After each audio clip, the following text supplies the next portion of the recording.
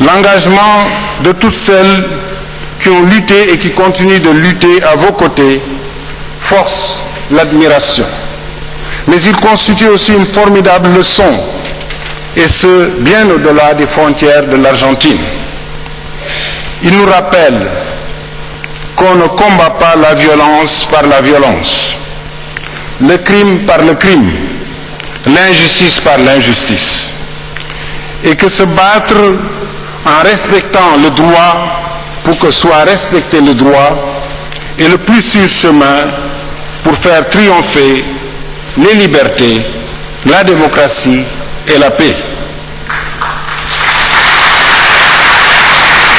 Je crois que ces paroles ont touché véritablement la Il nous rappelle aussi le président à nous tous, citoyens, dirigeants, organisations internationales, que la société civile est devenue un acteur incontournable de la gestion des affaires du monde, tant au sein des nations que de la grande famille humaine. Par-delà l'indignation, l'interpellation, ce sont des avancées considérables dans maints domaines que nous devons accepter de porter au crédit de ces femmes et de ces hommes anonymes qui refusent la résignation et qui ont choisi de repousser les frontières du possible au nom de l'inacceptable. Qu'on le veuille ou non, et les mouvements de révolte plus ou moins amples qui secouent en ce moment même différents points du globe le montrent, qu'on le veuille ou non, il faudra désormais compter avec les frustrations et les aspirations des peuples, des frustrations qu'entendent, des aspirations qui s'attachent à porter, et à concrétiser les organisations de la société civile. Il faudra désormais compter dans l'élaboration des normes et des projets de société comme dans la prise de décision avec ces acteurs non gouvernementaux.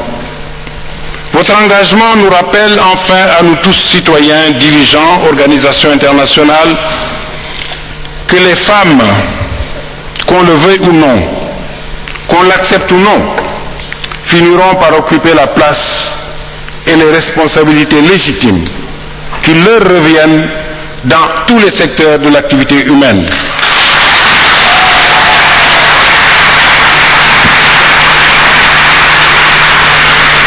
Car, mesdames et messieurs, nous ne voilons pas la face. Beaucoup de progrès ont été certes accomplis.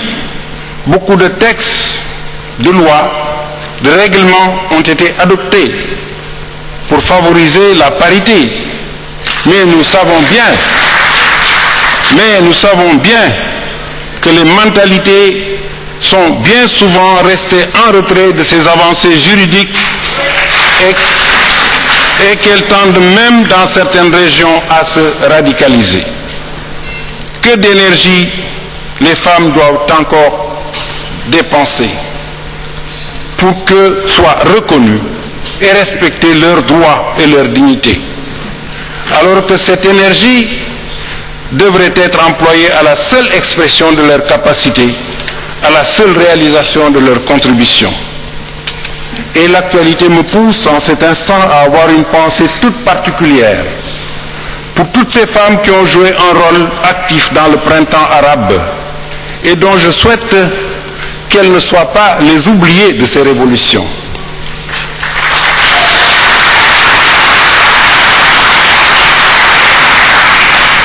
C'est dire, Madame la Présidente de l'Association des grands-mères de la place de Mai, que le prix qui vous est décerné aujourd'hui n'est pas seulement une juste reconnaissance pour le travail formidable que vous accomplissez au service des droits de l'homme et de la paix, pour l'espoir que vous avez rendu à tant de familles.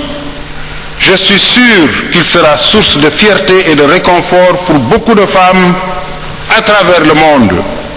Permettez-moi donc de vous témoigner ma profonde admiration et de vous féliciter très chaleureusement en vous disant Vivan las abuelas. Merci. Merci au président Abdou Diouf pour ses mots forts et surtout pour le plaidoyer en faveur de la reconnaissance des compétences des femmes et des droits qui leur sont dévolus. Merci beaucoup, monsieur le président Abdou Diouf. La parole est à monsieur Alassane Dramane Ouattara, président de la République de Côte d'Ivoire. Le président Alassane Ouattara qui va délivrer son message à cette haute tribune de l'UNESCO à la faveur donc du prix, de la remise officielle du prix édition 2010.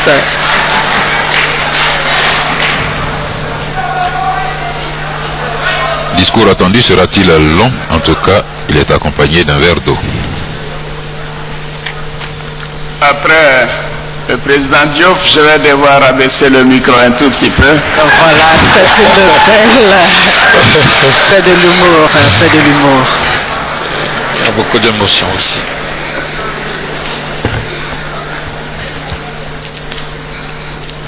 Madame Cristina Fernandez de Kirchner, présidente d'Argentine, Son Excellence Monsieur Blaise Compaoré, président du Faso, Son Excellence Maître Abdoulaye Wade, président du Sénégal, Son Excellence Mohamed Ould Abdelaziz, président de Mauritanie, Monsieur le Président Abdou Diouf, parrain du prix, Monsieur le Président Henri Konan Bédié, protecteur du prix, Madame la Présidente du Sénat gabonais, représentant le Président Ali Bongo,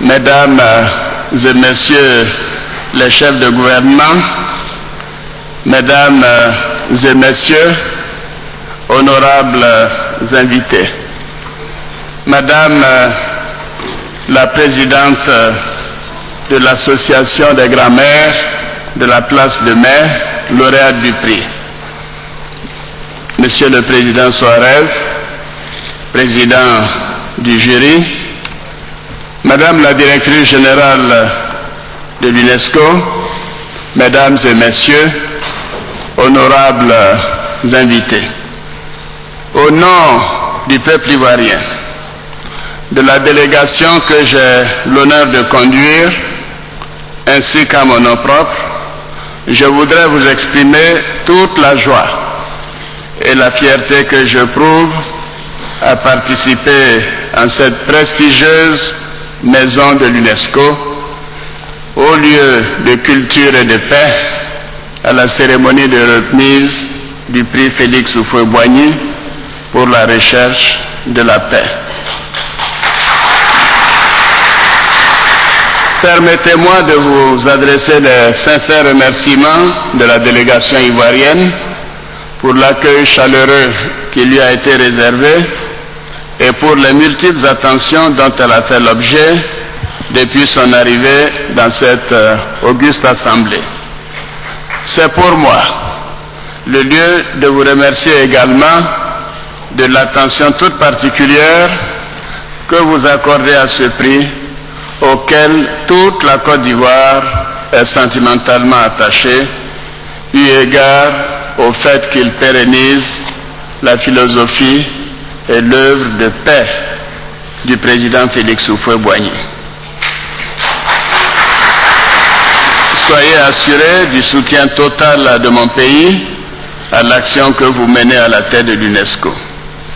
Ma satisfaction est d'autant plus grande que cette cérémonie me donne l'opportunité de rencontrer Madame Cristina Fernandez Kirchner, présidente de la République argentine, pays d'origine de l'organisation lauréate que l'UNESCO honore aujourd'hui. Madame la Présidente, votre présence est pour moi une marque d'amitié à l'égard de la Côte d'Ivoire. Soyez-en remerciés. Je tiens à saluer le représentant du président Nicolas Sarkozy, Monsieur le ministre Mercier, garde des Sceaux, ministre de la Justice, je saisis cette occasion pour remercier la France de l'appui constant qu'elle n'a cessé d'apporter au prix Félix Houphouët-Boigny pour la recherche de la paix depuis sa création.